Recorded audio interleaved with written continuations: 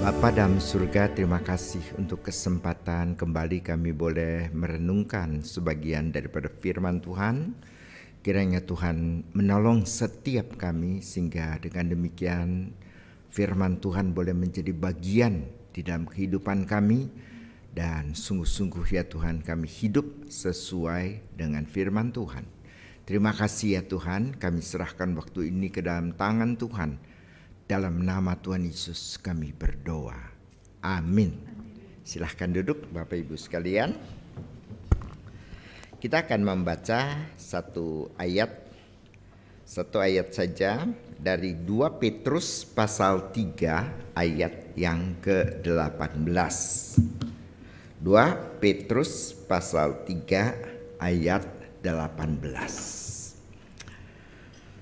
Saya akan membacakan buat Bapak Ibu sekalian 2 Petrus pasal 3 ayat 18. Tetapi bertumbuhlah dalam kasih karunia dan dalam pengenalan akan Tuhan dan Juru Selamat kita Yesus Kristus.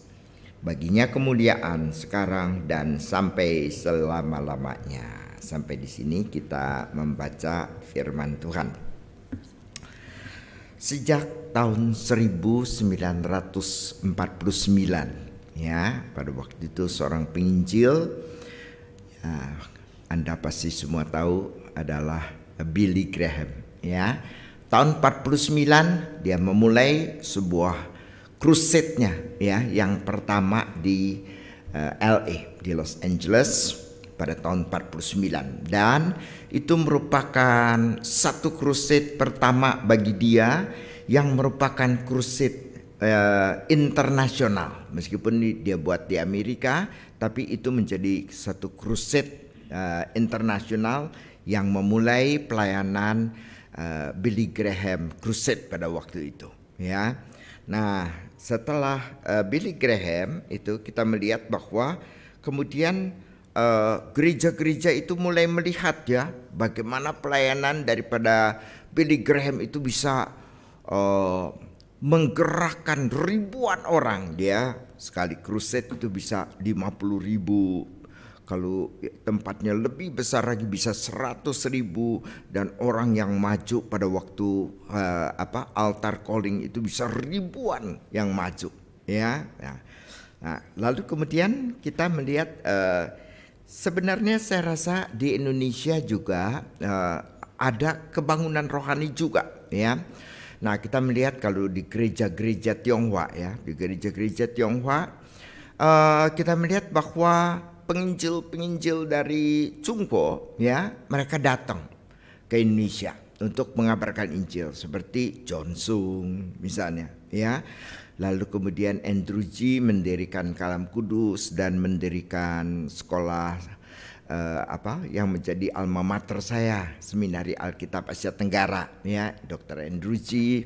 Lalu kemudian tadi saya diingatkan oleh Boksu itu ya, kita di GSRI ini digerakkannya oleh penginjil mana ya. Nah, dimulai dengan penginjil daripada Jauh Sekuang ya, yang mulai berkhotbah ya, sehingga terjadi pada waktu itu menurut saya terjadi kebangunan rohani sedemikian rupa sampai kemudian kita gereja-gereja Tionghoa mulai terbangunkan ya, mulai terbentuk begitu kan ya. Nah, jadi misalnya pada waktu dulu itu apa yang mereka sebutkan sebagai Tionghoa Kito Kauhui kali ya, atau Chunghua Cito Jiahui begitu kan ya. Nah, pada waktu itu bermunculan.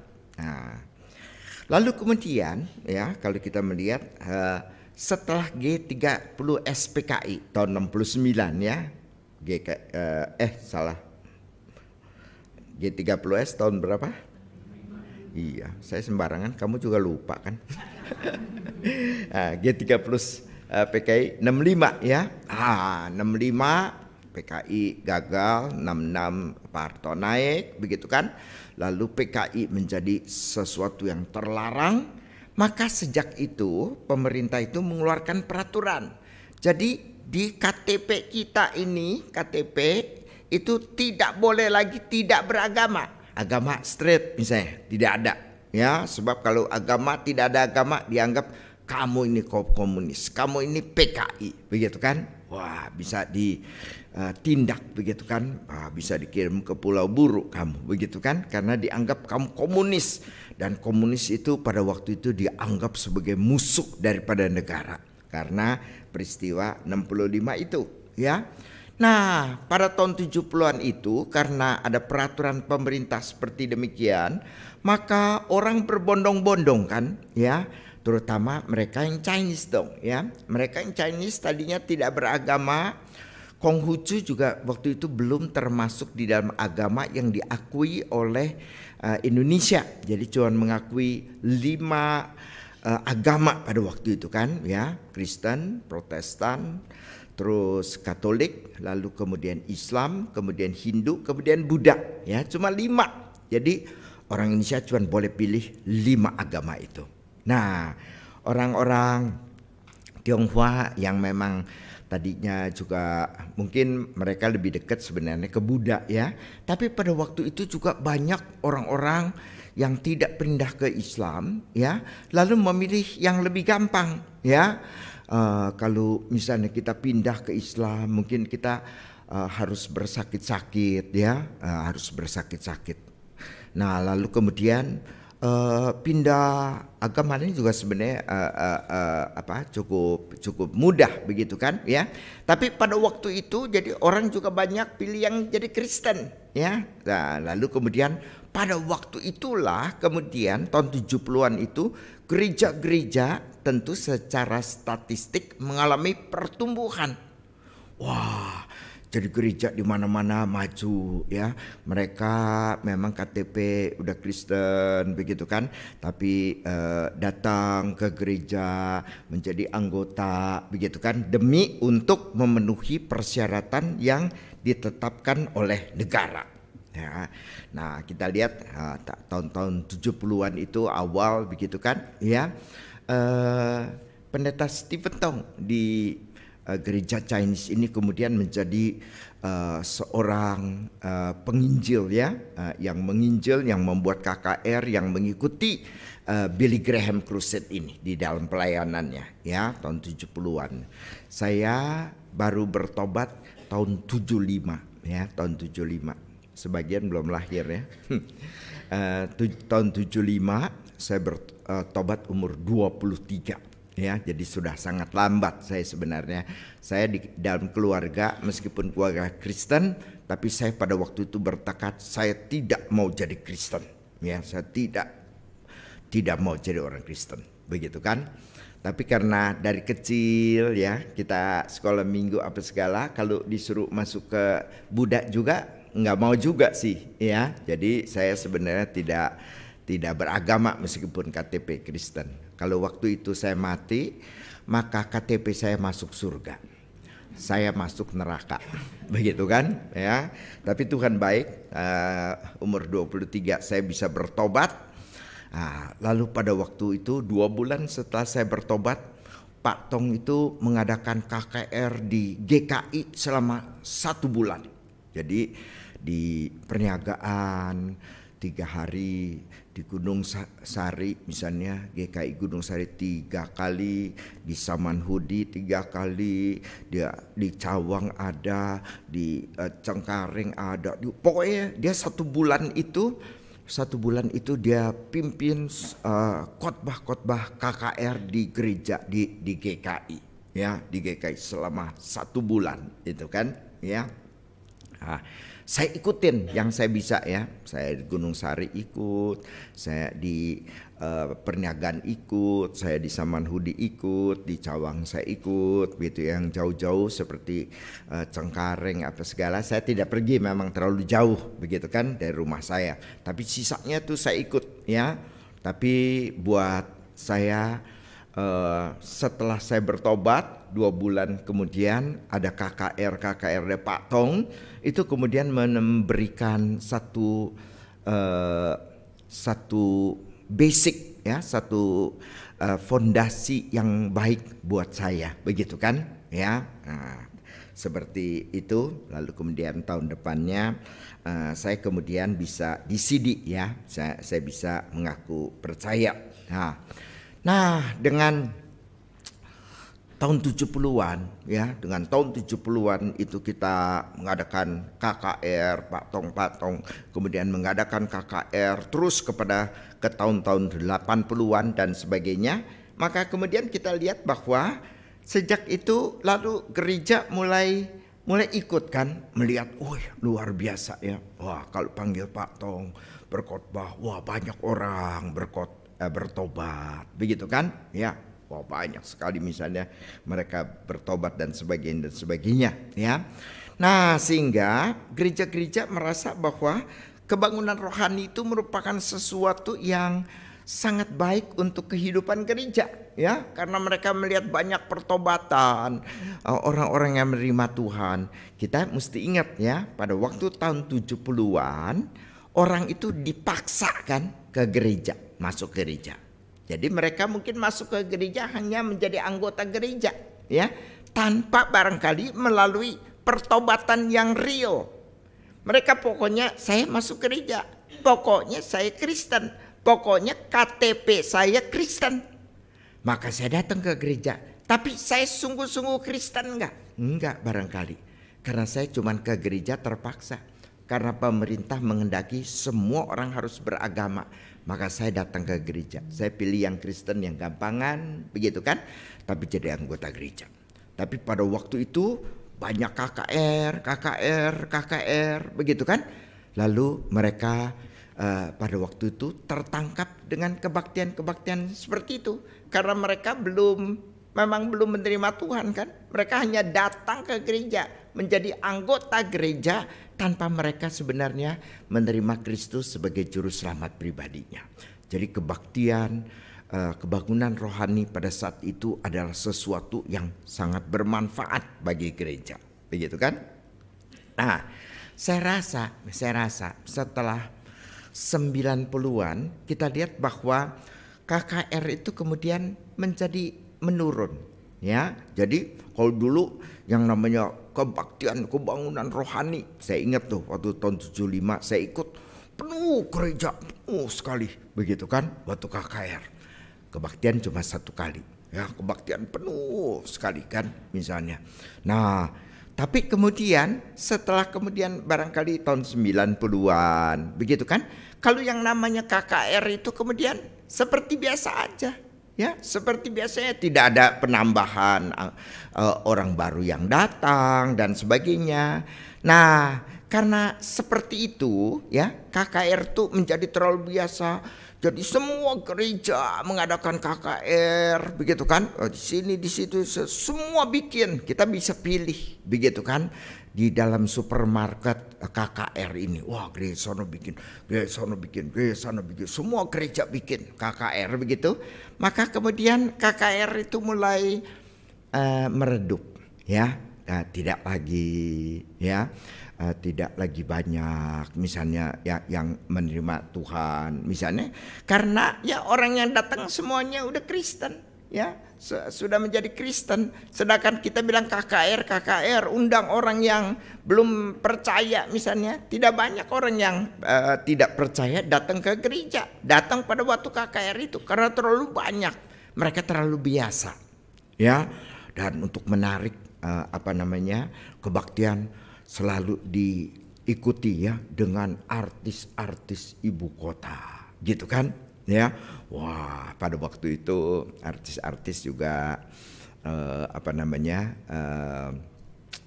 menjamur dan mereka mendapatkan lapangan pekerjaan ya. Kalau pendeta misalnya berkhotbah ya, katakanlah misalnya kalau sekarang 1 juta misalnya kan, tapi artis datang 5 juta. Kalau pendeta hotelnya kelas 3, yang ini wah hotel kelas 1 karena artis ibu kota. Dan mereka juga begitu ya. Wah hotel jelek nih ya, saya pindah. Dia pindah, masa majelis nggak bayar. Lalu ditanya, kamu mau pindah nggak sekalian sama itu? Ya kita kepaksa bilang enggak dong ya, malu dong ya. Kan kita bukan artis misalnya kan gitu ya. Nah, jadi yang dihargai sebenarnya apa oleh kita? Artis-artis. Kita mau sebenarnya KKR apa bukan? Bukan, kita mau nonton artis sebenarnya ya. Nah, jadi pelan-pelan KKR itu meredup. Ya, sana sini. Nah, lalu dengan KKR, lalu kemudian karena tidak banyak lagi pertobatan, tidak banyak lagi mereka yang mau terima Tuhan Yesus karena mereka kebanyakan sudah terima, begitu kan? Dan malah bosan dengan kebaktian KKR. Nanti ujung-ujung pasti nih suruh terima Tuhan. Nah, gua udah terima ya, masa 10 kali terima, begitu kan? Ya. Terima duit nggak apa-apa 10 kali, begitu kan? Terima Tuhan Yesus sekali doang, begitu kan? Nah, KKR jadi kagak laku deh, ya. Bosen suruh maju lagi, suruh angkat tangan lagi, begitu kan? Ya. Nah, terus kita mundur, kita jadinya tidak KKR, kita sekarang jadi apa? KPR, ya, kebaktian pemupukan rohani. Tadinya kebangunan rohani, ya. Waktu zaman KKR itu kebangunan rohani, ada pendeta gereja. Di gereja kami KKR tuh 2 bulan, ya betul, 2 bulan sekali, ya. Jadi setahun 6 kali. Dan kalau kami KPR juga 6 bulan, 2 bulan sekali. Jadi tiap hari ada KKR, ada KPR, ada KKR, ada KPR. Tapi jemaatnya segitu-segitu juga, begitu kan? Ya, nah, jadi dia pikir KKR dan KPR itu sebagai satu cara untuk kembali membangunkan jemaat mereka. Ya. Tapi kalau kita pikir ya, mereka bikin KKR, ya, Januari KKR, begitu kan? Bangun rohani, oke bangun. Lalu Februari apa? Nah, KTR kan, kebaktian tidur rohani. Gitu kan? Nah, KTR.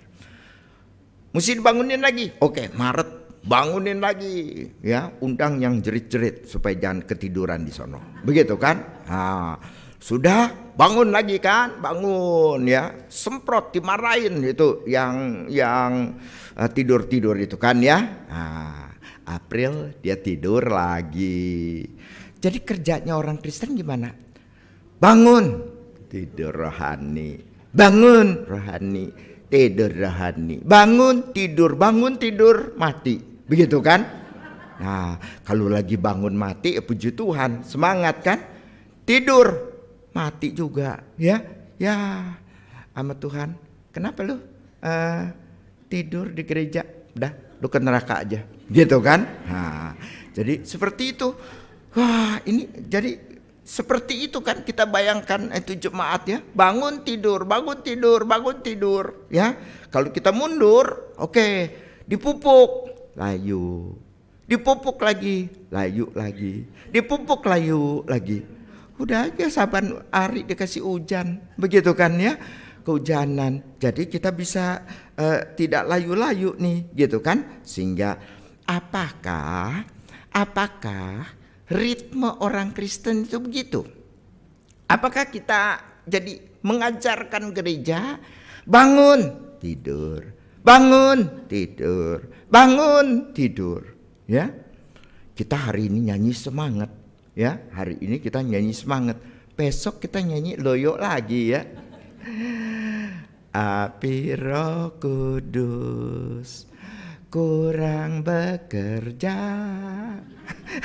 dalam hati dan begitu kali ya. Wah, hari ini kita semangat gitu ya. Besok kita loyo lagi, semangat lagi. Loh, apakah betul kehidupan kita itu diwarnai dengan kehidupan yang seperti demikian?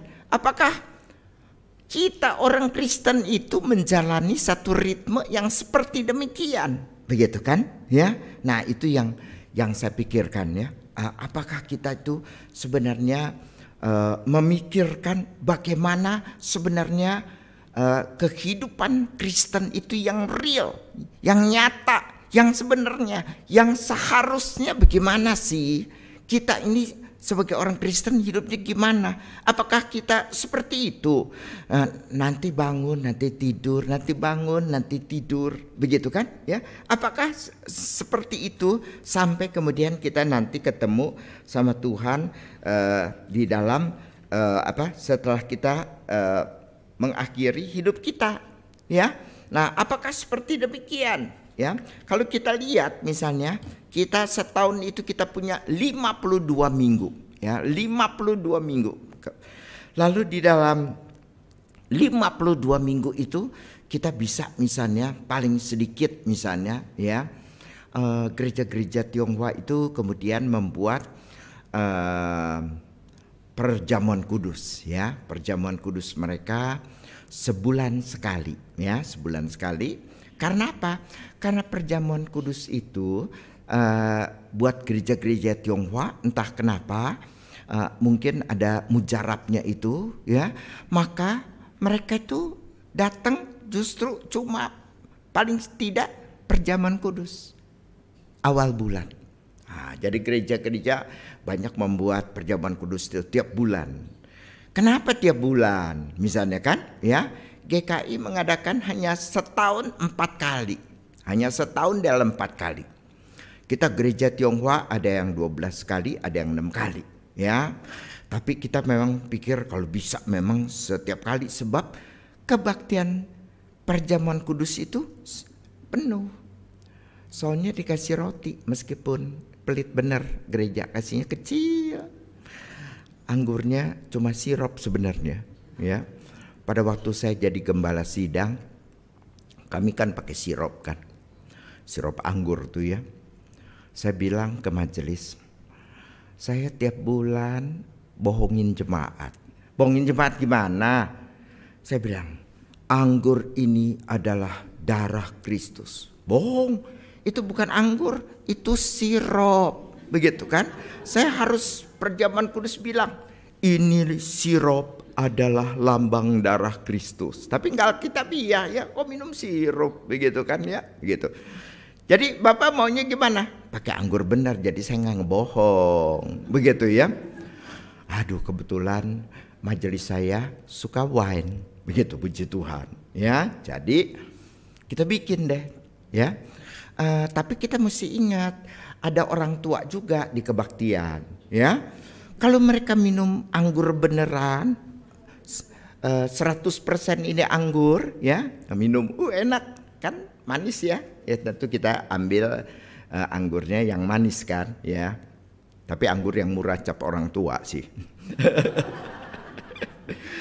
Anggur tapi yang manis gitu ya. Nanti cim-cim kan doyan kan, manis ya. Tapi pulang dia goyang kan, begitu kan? Wah, pasti saya yang salah dong ya kalau cim-cim goyang begitu ya.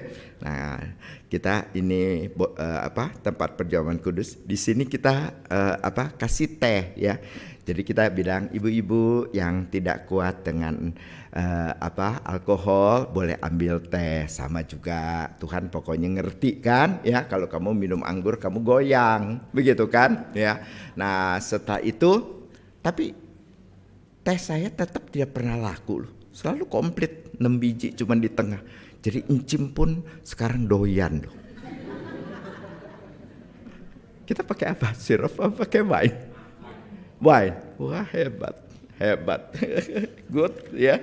Nah, jadi seperti itu. Tapi maksudnya adalah waktu perjamuan kudus anehnya lebih rame. Ya. Biasa kebaktian biasa 1.500 misalnya. Tapi kalau kebaktian perjamuan kudus 1.800. Ya, orang-orang Kristen kapal selam ya, yang khusus gitu datang kalau ada apa muncul, habis itu nyelam lagi. Ada bagus nih perjamuan kudus ya, biarin sedikit juga lumayan lah wine asli nih. Nanti ini mah air putih gua nggak ada, ya gitu kan, nyelam lagi begitu kan ya. Jadi akhirnya kita lihat kehidupan Kristen ya. Mungkin setahun 52 kali, 12 kali kita isi dengan berbagai-bagai macam kebaktian khusus ya. Ada Paskah, ada Natal, ada Hari Raya Pentakosta, ada hari ulang tahun gereja dan sebagainya ya. Sehingga mungkin dari 52 minggu kalender gereja cuma 12 atau lebih lah kita hitung, cuma 35 tersisa. Tapi 35 itu jauh lebih banyak daripada yang khusus kan? Ya. Yang khusus kita kasih 17 minggu. Tapi sisanya cuma ada 35 minggu. Artinya apa? 2/3 daripada kebaktian kita bukan kebaktian khusus. Sehingga kita rasa ini kebaktian biasa. Ini kebaktian biasa. Cuma 17 minggu setahun lalu kita mengadakan kebaktian yang khusus. Tapi apakah kita kehidupan seperti itu? Ya, apakah kalau kita menuruti kalender liturgi daripada gereja, apakah kita cuma dibangunkan pada waktu Paskah, pada waktu Natal, pada waktu hari besar gereja? Sisanya yang biasa itu kita membuat kita menjadi orang Kristen yang biasa. Apa begitu? Begitu kan? Tidak. Ya. Kalau Petrus mengatakan, ya, Petrus bisa mengatakan, biasanya Bapak Ibu sekalian, kalau orang tulis surat, ya, seringkali juga orang pada zaman sekarang ceramah misalnya, sudah ceramah di ujung silahkan Bapak memberikan 1-2 kalimat untuk memberikan pesan penutup. Jadi pada waktu itu juga begitu ya.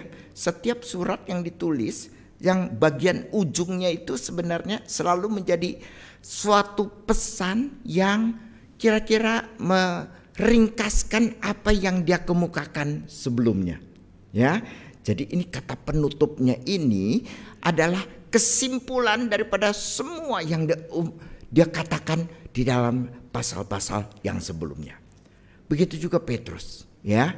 Jadi kamu mau katakan apa di dalam akhir? Apa pesanmu yang terakhir dalam 1-2 kalimat? Dan disebutkan dalam 2 Petrus 3 ayat 18. 17-18 adalah ringkasan daripada seluruh surat daripada 2 Petrus. Tetapi kita ambil yang 18 aja. Bertumbuhlah dalam kasih karunia dan dalam pengenalan akan Tuhan dan Juru Selamat kita Yesus Kristus. Ya, bertumbuhlah di dalam kasih karunia. Begitu kan? Ya. Jadi satu hal yang Petrus ringkaskan daripada surat 2 Petrus ini apa? Cuma satu dia ingatkan. Ya oke, panjang nih, bersabar dalam penderitaan apa dan sebagainya. Tapi di ujungnya satu summary, satu ringkasan ya daripada semua surat daripada 2 Petrus ini.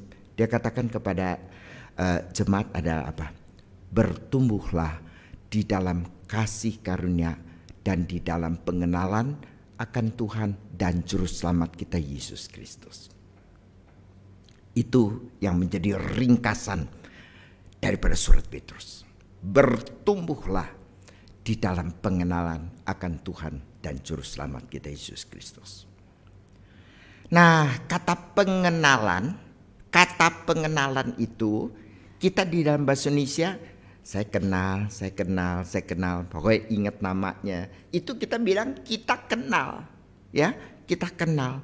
Jadi kata pengenalan itu tidak sesuai dengan kata asli dalam bahasa Yunani.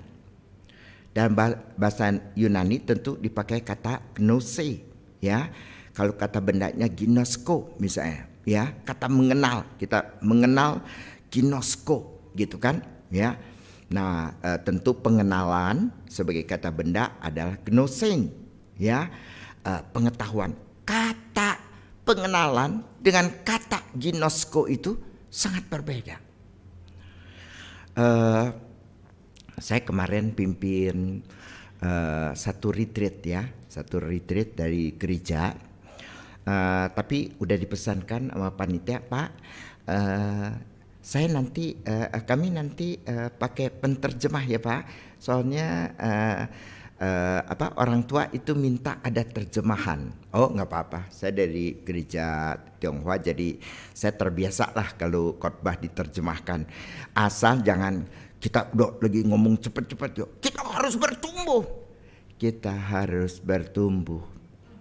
Kita harus di dalam Tuhan. Kita harus di dalam Tuhan. Mati saya kalau penterjemahnya begitu. Kita semangat, dia letoy, ya. Semangat, dia lemes. Semangat, dia ogah-ogahan. Akhirnya saya ikut ogah-ogahan, begitu kan ya. Nah, jadi peranan itu penterjemah. Pokoknya saya nggak ngerti cuman ya. Jadi lu ngomong apa terserah. Pokoknya asal cepat gitu loh, ya. Nah, tapi ini ada satu penterjemah bagus sekali, ya, bagus sekali. Terus dia menerjemahkan. Sebelumnya saya harus ngobrol dengan dia ya. Bapak mau khotbah apa? Oh saya khotbahnya dari sini, begini, ya.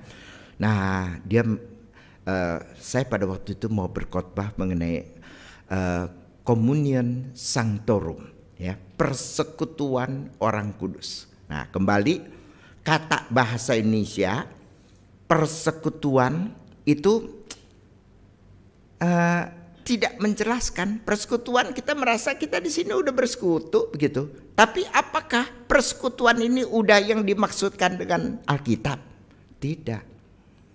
Kalau kamu lihat di dalam terjemahan di dalam bahasa Mandarin, ya, saya sungguh mati nggak bisa koi. Jadi nanti kalau ke bawah jangan ajakin saya ngomong koi ya, saya nggak ngerti.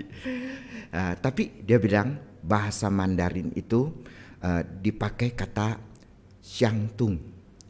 Benar ya Pak Jim? Oh puji Tuhan ada teman. Kamu bisa ya?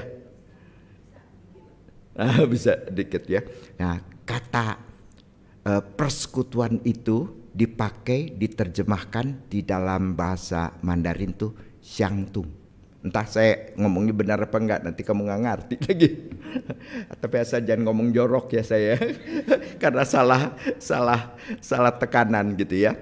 Nah itu di dalam bahasa Mandarin tuh melukiskan sebenarnya persis sepertinya itu tuh menjelaskan persekutuan itu apa. Bahasa Inggris juga kurang jelas. Fellowship. Apa to fellow in the same ship itu sama dengan fellowship? Bukan. Tapi kalau bahasa Mandarin melukiskan Xiangtung itu adalah satu perkumpulan di mana semua berinteraksi. Begitu kira-kira ya? Ya. Pokoknya iya aja. Mereka nggak ngerti. Gitu. Nah, sama ya, di dalam bahasa Yunani pakai gnose, ya, gnose, ginosko itu adalah mengenal, ya, gnose pengenalan kata bendanya. Nah, bertumbuhlah di dalam kasih karunia dan dalam pengenalan. Pengenalan itu bukan seperti bahasa Indonesia kenal, cuma sebenarnya istilahnya cuma tahu, ya. Kamu kenal Jokowi? Kamu kalau di dalam bahasa Yunani tidak kenal Jokowi, cuma tahu mengenai Jokowi. Dia tidak pernah ngobrol sama kamu, tidak pernah apa dan sebagainya, tidak pernah. Begitu kan? Di dalam bahasa Yunani, kamu itu bukan ginosko, kamu bukan gnose, mengetahui, bukan. Kamu bukan mengenal. Ya, cuma tahu. Tapi kalau gnose itu adalah apa? Teman kita, suami kita, atau istri kita, sebenarnya itu baru gnose. Ya, artinya kita betul mengenal dia, kita bicara dengan dia, kita hidup dengan dia, kita bergaul dengan dia, kita berinteraksi dengan dia. Itu baru gnose. Jadi yang namanya kenal, tahu Yesus, tahu, begitu kan? Ya, tapi kenal enggak? Belum tentu. Kenal adalah gnose. Adalah betul-betul kita itu berinteraksi bersama dengan dia setiap hari di dalam kehidupan kita. setiap hari, bukan seminggu sekali, cuman 2 jam misalnya seperti sekarang, tidak ya. Tetapi pengenalan akan Tuhan itu adalah tiap hari, tiap jam, seperti yang kamu nyanyikan tadi ya, nearer my God to thee ya. Kita datang setiap jam kita bisa datang kepada Tuhan ya, every hour, setiap jam, setiap menit, setiap waktu kita datang, kita bertemu, kita kemudian yaitu yang namanya pengenalan akan Tuhan ya. Saya tidak punya anak asli ya, tapi banyak anak didik nih, begitu kan. Tapi saya sayang semua anak didik saya, begitu kan. Nah, perjumpaan itu merupakan sesuatu yang paling penting sebenarnya ya. Nah, misalnya saya punya anak sekarang, pada waktu dia sekolah, pada waktu dia kuliah masih banyak waktu kosong. Kamu kosong nggak? Yuk mampir ke CP, begitu kan, kita makan gitu kan. Nah sekarang dia udah kerja, saya cuma punya waktu Sabtu Minggu saya kadang-kadang juga harus khotbah, jadi agak jarang ketemu. Tapi perjumpaan itu adalah merupakan sesuatu yang kita butuhkan untuk tetap berada di dalam hubungan yang erat, gitu kan, ketemu. Begitu juga dengan Tuhan ya, kita ketemu, begitu kan. Nah Petrus menekankan, tumbuhnya di dalam mana? Di dalam kasih karunia dan dalam pengenalan. Pengenalan tadi kita sudah kemukakan ya. Yang kita perlu itu juga kasih karunia. Kasih karunia, pengenalan. Kasih karunia, pengenalan. Jadi grace dan knowledge. Knowledge bukan pengetahuan secara intelektual ya, tadi saya katakan, tapi adalah pengetahuan hasil daripada suatu hubungan. Seperti kita makin mengenal suami, makin mengenal istri karena hubungan kita. Begitu ya. Jadi bukan cuma kenal intelektual ya, tahu dia anak siapa, namanya siapa, lahirnya apa, kerjanya di mana, bukan ya. Tapi pengenalan yang betul-betul berhubungan, berinteraksi, begitu kan, pengenalan.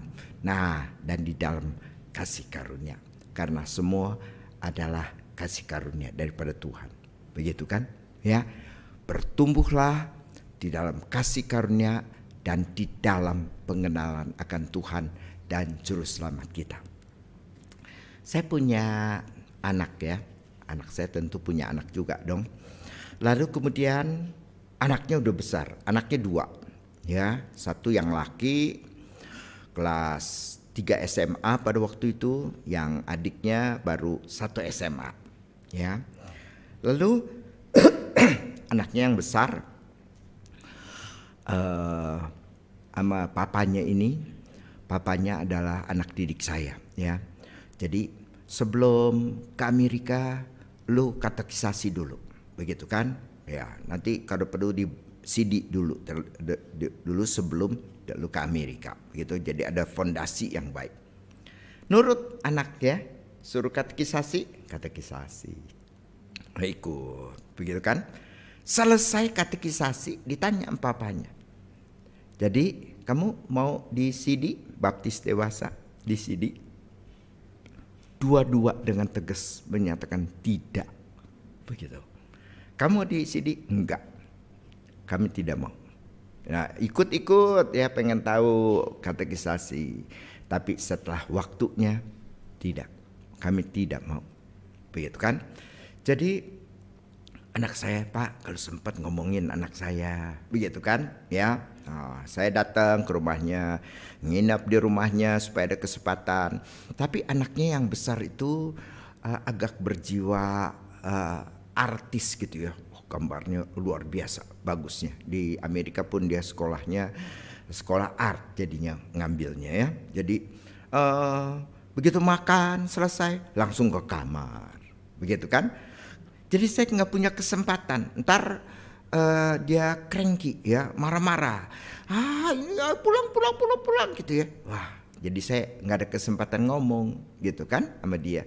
Wah, kalau hatinya lagi kurang enak ya kita ngomongin percuma. Nah, dia di dalam kamar aja terus ya nggak mau ketemu saya, memang dia nggak mau ngomong sama saya gitu kan. Ya papanya juga nggak paksa begitu ya, melihat bahwa tidak ada kesempatan saya bicara dengan anaknya begitu kan. Nah tapi satu ketika anak perempuannya juga sama, seringan di kamar ya. Tapi waktu itu dia turun ke bawah. Ya mau ambil minum, saya lagi ada di bawah, gitu kan? Saya tembak aja, saya tanya, ya karena yang perempuan ini lebih terbuka. Kamu kemarin kamu tidak mau disidi. Ada nggak suatu alasan, misalnya kamu tidak percaya atau kamu punya satu pertanyaan? Ada nggak satu hal intelektual yang membuat kamu itu tidak yang membuat kamu itu tidak mau disidik? Lalu dia cerita sama saya begini, saya dari kecil saya sekolah minggu. Nah, selain sekolah minggu, dia dari kecil dia ditambahi lagi dengan masuk ke Domba Kristus. Domba Kristus itu mirip sahabat Kristus yang Ibu Ana di Kelapa Gading, ya. Nah, ini di Gading Serpong dia bikin ya. Nah jadi saya dari kecil saya ikut Domba Kristus, saya ikut sekolah minggu ya. Sudah gede saya ikut papa mama saban minggu tidak bolos ke gereja kecuali sakit. Saya terus ikut. Lalu dia bilang sama saya tahu semuanya itu, saya tahu ya, Tuhan begini, juru selamat ini apa dan sebagainya. Saya tahu semuanya. Saya tahu semuanya. Ya. Tetapi dia bilang, saya tidak bisa kayak papa mama. Saya tidak bisa kayak papa mama. Ya. Dekat sama Tuhan. Nah, dia bilang apa? Mungkin saya tuh kurang klik sama Tuhan. Kurang kliknya. Begitu. Wah, saya mendengar dia ngomong itu ya. Itu analisa dia mengenai dirinya sendiri, itu ada analisa yang tepat sekali. Jadi anak-anak kita jangan senang kalau anak kita udah ke gereja, rajin di sekolah minggu ya, lulus sekolah minggu terus ke gereja, rajin ke gereja. Itu tidak cukup. Karena apa? Karena dia cuma punya parents faith. Dia imannya itu bukan imannya dia, iman orang tua. Coba orang tua dari kecil mau ke gereja syukur, nggak mau ke gereja nggak apa-apa, gitu kan? Pasti dia pilih nggak ke gereja, begitu kan? Karena apa? Karena iman yang dia punya itu adalah apa yang dikatakan sebagai parents faith, iman orang tua, bukan iman sendiri. Authentic faith bukan. Ya, jadi jangan seneng kalau cuma dia pergi ke gereja saban minggu, ya. Dia imannya iman apa? Iman benar atau iman cuma ikut-ikutan, ya? Imannya bagaimana? Begitu kan? Nah, dia analisa dirinya sendiri itu dengan sangat tepat. Saya bilang sama orang tuanya, dia menganalisa dengan sangat tepat, yaitu bahwa dia tidak bisa seperti papa mama. Meskipun saya tahu, tanyain apa yang bahan-bahan katekisasi semua dia tahu, udah lulus ceritanya katekisasi, ya. Tapi saya kurang klik barangkali katanya. Nah, saya bilang ke papa mamanya, cuma satu udah tinggal yang dia analisa tepat sekali. Jadi kamu tinggal apa? Tinggal kamu berdoa sama Tuhan untuk anakmu.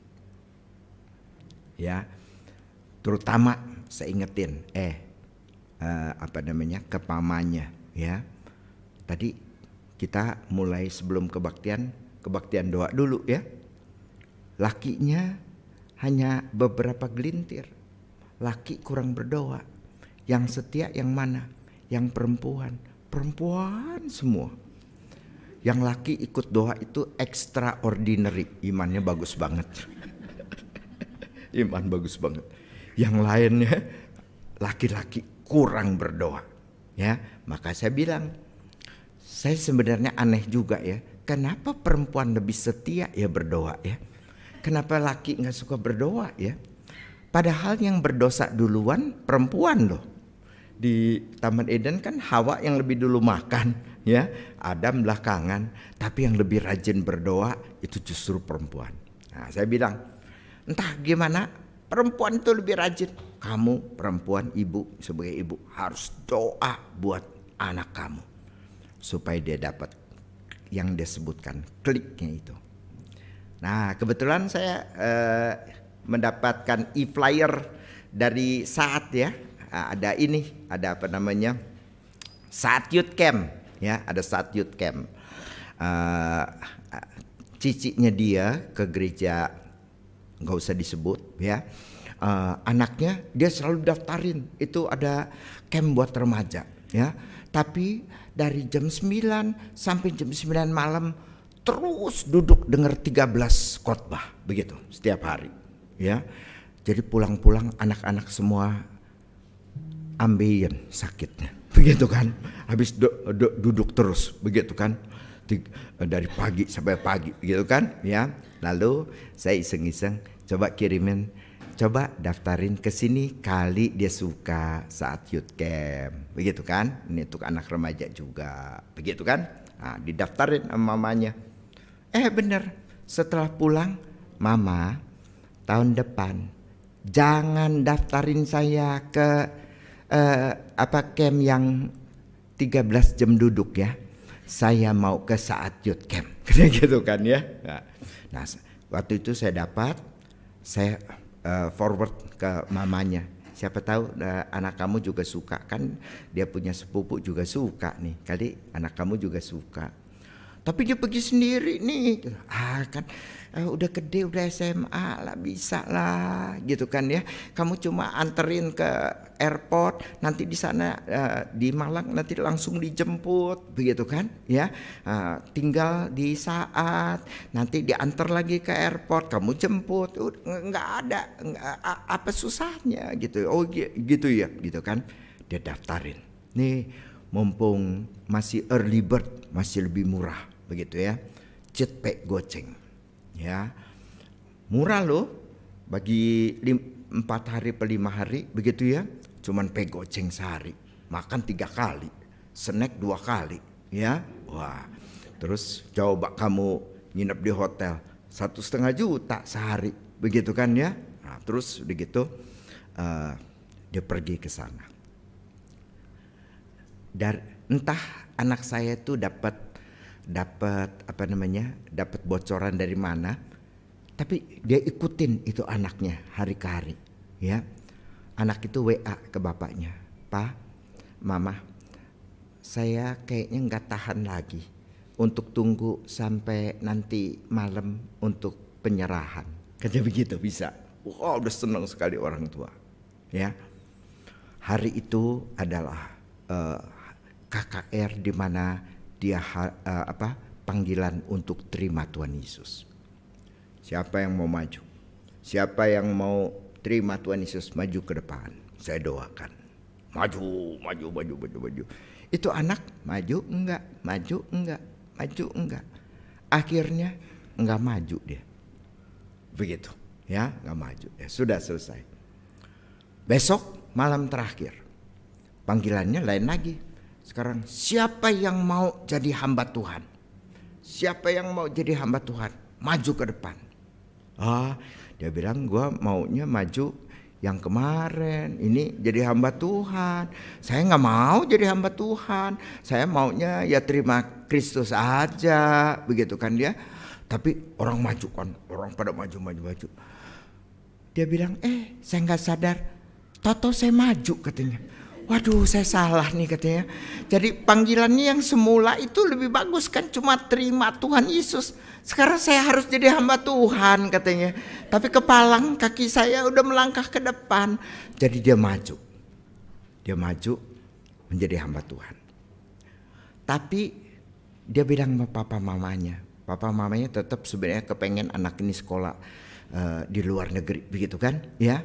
Tapi anaknya bilang, sekalipun Tuhan menghendaki saya tidak usah keluar negeri, saya pergi ke Saat, saya pun mau. Siap. Dan papa mamanya itu minggu kemarin dia di CD, ya. Papa mamanya itu bikin syukuran, undang semua teman ya, kita syukuran sungguh-sungguh. Tapi di situ kita lihat papa mamanya betul-betul menghargai pada waktu anaknya bisa klik, bisa menerima Tuhan dan mau menjadi hamba Tuhan. Itu satu hari yang paling besar, lebih besar daripada ulang tahun. Lebih besar daripada ulang tahun. Kami kemudian berkumpul mengucap syukur. Padahal papanya itu, anak didik saya coba injilin apa segalanya. Bisa nih menginjil. Saya bilang papanya majelis loh. Kamu harus bersyukur loh, anak ini bisa disidi sekarang ini. Iya, tapi anak itu bertobat karena dia bawa mobil temennya terus kecelakaan, begitu kan? Ya, orangnya sih nggak apa-apa tapi mobil hancur. Nah, bapaknya iya, tapi mahal amat, habis 1,5 juta tuh, 1,5 juta sekarang kira-kira 15-20 juta lah kira-kira ya. Itu mahal tuh, dia habisin duit banyak tuh. Yang diinget duitnya. Tadinya saya pengen jitak bapaknya tuh, cuma saya hormat sama anaknya, begitu kan, anak didik saya. Tapi anaknya bertobat, dia tidak suka cita. Kalau kita lihat pergumulan anaknya untuk terima Tuhan, perjalanan hidupnya itu kita lihat. Nah, sekarang dia lihat anaknya, dia bikin syukuran. Ya, dari mana? Dari mana pengenalan? Grace, kasih karunia, kasih karunia, kasih karunia. Kemudian kenal Tuhan. Dia kemarin kasih kesaksian. Sekarang saya baca Alkitab. Dulu saya harus dipaksa sama mama. Sekarang saya baca dengan kemauan sendiri. Alkitab itu berbicara kepada saya. Alkitab itu memberikan satu rasa yang indah. Rasa yang dimana Alkitab itu berbicara, menguatkan, menghibur, menasihati. Buat saya Alkitab itu adalah sesuatu yang berbeda. Itu KKR. Itulah kebangunan rohani yang real. Ya. Dan kita sebagai orang Kristen, ya, kita tidak perlu pemupukan rohani sehari, dalam setahun, beberapa kali, tidak. Tadi kamu berdoa. Pada waktu kamu berdoa itu, di situ Tuhan bisa berbicara. Di situ Tuhan bisa bangunkan. Kalian berdoa sampai nanti Minggu Pentakosta. Saya bilang bagus sekali itu acara daripada gereja. Ya, gereja yang lain cuman doa sekali, sekalipun nggak laku ya. Tapi kalian bisa bertekad berdoa 10 hari, ya 10 hari. Saya rasa itu adalah satu program gereja yang baik. Teman-teman datang, berlutut, minta kebangunan rohani itu. Kita jangan doanya itu juga ya, itu yang membuat kita bosan ya. Doa untuk yang sakit ya boleh sih, doa yang sakit masa kita nggak doain ya. Lalu kemudian tapi jangan itu terus ya, berdoa untuk bangsa dan negara. Lama-lama tiap minggu bangsa negara, akhirnya bangsat negara, begitu kan ya. Bosan kita begitu kan ya. Udah, doanya sama-sama yuk kita pegang tangan. Kita doa untuk GSRI Sunter nih. Harus ada kebangunan yang real. Kita doa 10 hari itu. Murid-murid berdoa 10 hari. Pada hari raya Pentakosta Tuhan memberikan kebangunan kan. 3.000 orang percaya. Kalau kalian berdoa cuma lewat doang, kalian gak harap sesuatu. Kalian harapkan akan terjadi sesuatu di gereja asal kami menyerahkan diri kepada Tuhan, agar kita berserah kepada Tuhan. Kita bukan ngandelin kita punya yang terbatas, kita ngandelin Tuhan yang maha kuasa. Dia akan bisa bangkitkan kembali GSRI. Kita masih punya tempat yang banyak yang kosong kan? Ya, kita bisa nggak? Bisa. Bukan dengan kekuatan kita, tapi dengan kekuatan Tuhan. Kasih karunia dan pengenalan. Itu yang kalian pegang. Kasih karunia. Minta. Kita minta. Kita boleh minta kok. Ya, meskipun ujungnya itu adalah Tuhan, tapi kita boleh minta mati-matian. Tuhan berikan kebangunan rohani yang real di gereja ini. Di gereja ini. Tuhan bisa nggak? Buat kita impossible ya. Tapi justru Tuhan melakukan yang possible, yang mungkin terhadap sesuatu yang impossible. Mungkin nggak? Mungkin kalau Tuhan bekerja. Anak-anak Tuhan betul-betul berlutut, kita berdoa, kita menangis, kita minta Tuhan bekerja dalam gereja ini. Tuhan bekerja, membakar kita, dan gereja ini boleh menjadi gereja yang memuliakan nama Tuhan. Mari kita berdoa.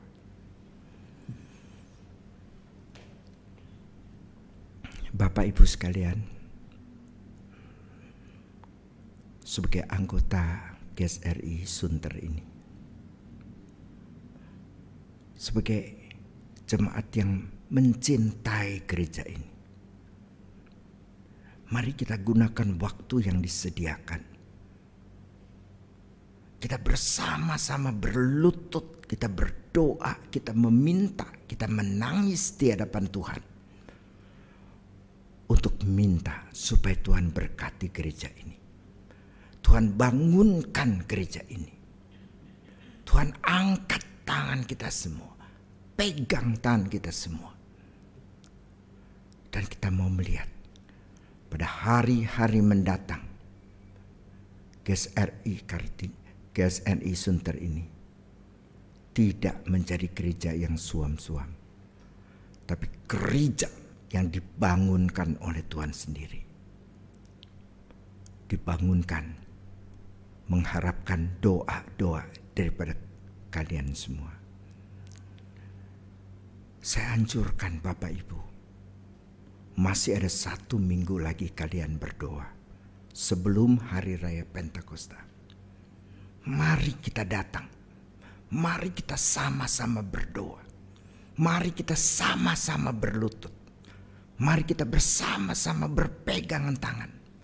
Mari kita menangis di hadapan Tuhan. Minta kebangunan sejati untuk gereja di tempat ini.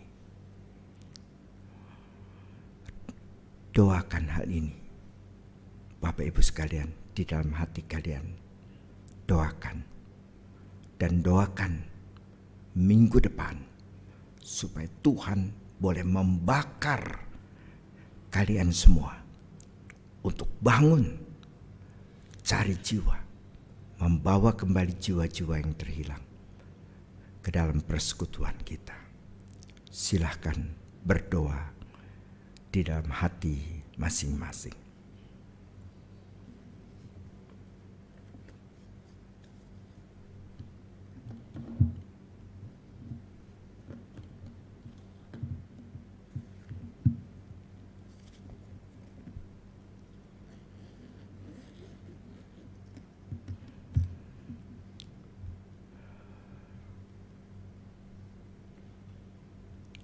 Menjelang hari raya Pentakosta ya Tuhan, dengan gerakan Tuhan gereja boleh mengadakan 10 hari berdoa. Pada waktu yang lalu, murid-murid-Mu berdoa selama 10 hari. Tapi kemudian Tuhan bekerja. Petrus berkhotbah dan 3.000 orang menyerahkan diri, menerima Yesus Kristus sebagai Tuhan dan Juru Selamat. Kami sungguh berdoa ya Tuhan untuk gereja-Mu di sini. Mereka telah berdoa 3 hari, masih sisa 7 hari kepada hari raya Pentakosta. Gerakkan Tuhan anak-anak-Mu. Biarlah mereka boleh dengan sungguh berlutut di hadapan Tuhan. Menangis di hadapan Tuhan. Menunggu kasih karunia Tuhan untuk pengenalan sejati akan Tuhan dan Juru Selamat yang memberikan kehidupan yang berkelimpahan kepada setiap kami. Bukan 1-2 hari, tetapi hidup berkelimpahan seumur hidup kami. Berkati jemaat-Mu di GSRI Sunter ini.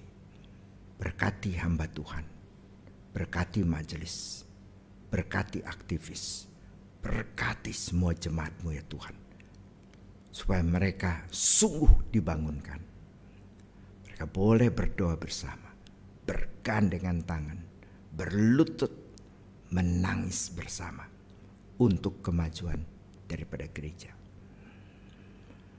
Kami percaya Tuhan tidak meninggalkan gereja-Mu. Kami serahkan ke dalam tangan-Mu ya Tuhan. Dalam nama Tuhan Yesus kami berdoa. Amin.